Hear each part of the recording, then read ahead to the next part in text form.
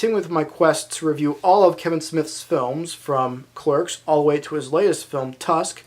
Here's my review of his fourth film, and probably one of his more controversial films, Dogma. So after the success of Chasing Amy, Kevin Smith decided to brush up an old story that he thought up many years ago, around the same time as Clerks, but he knew he couldn't do it after Clerks, because, you know. Plus, of all the films that Kevin has made, this one definitely has the most star-studded cast. Ben Affleck and Matt Damon are in it, fresh off their success in Good Will Hunting.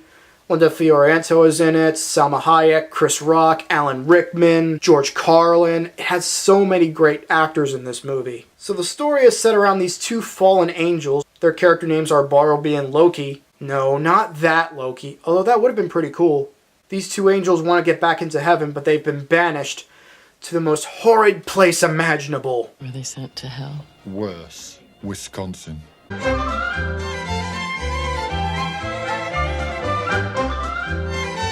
But they find a loophole in Catholic dogma that if they pass through a confessional, and they would finally get the chance to go back to heaven.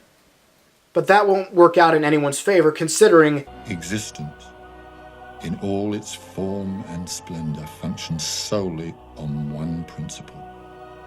God is infallible. To prove him wrong would undo reality and everything that is. Up would become down, black would become white. Existence would become nothingness, in essence, if they're allowed to enter that church. They'll unmake the world. yikes. And so the Metatron, who is the vocal representation of God, recruits an abortion clinic worker named Bethany to stop Bartleby and Loki from entering a certain church. That way they can be cleansed of their sins and they can go to heaven. Along the way, she receives help from the missing 13th apostle, Rufus, played by Chris Rock, a former Mewes named Serendipity, played by Salma Hayek, and two very specific prophets. Try to take a guess as to who those two are. Oh, I'm Jay. This is my head of a life mate, Silent Bob. Come on, who else would it be? Now, when I'm talking about this movie, I'm not going to address it from a religious standpoint, considering it has many Catholic themes and so forth. I just want to discuss it as a movie. Now, I said this movie was one of his most controversial films, mainly because, obviously, this went under a lot of flack from a lot of Catholic groups and so forth. In fact, they tried to ban the movie from being released, because they're like, oh, this is going to paint Catholicism in a terrible way! When in reality, it really doesn't. It really doesn't. I guess all I can really say, without going into a lot of its religious themes, is that it is a very well done film. I think it was made for like $10 million.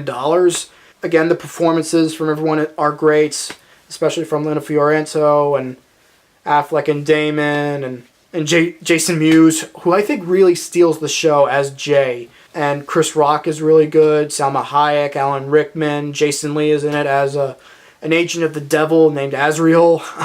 But yeah, there are a lot of great performances in this movie. George Carlin is in it as a cardinal who is ushering this new marketing campaign for the Catholic Church called Catholicism Wow! And their mascot is the Buddy Christ. So yeah, I mean, again, not much to say without going into its religious themes, but other than, yeah, it is a very well done film.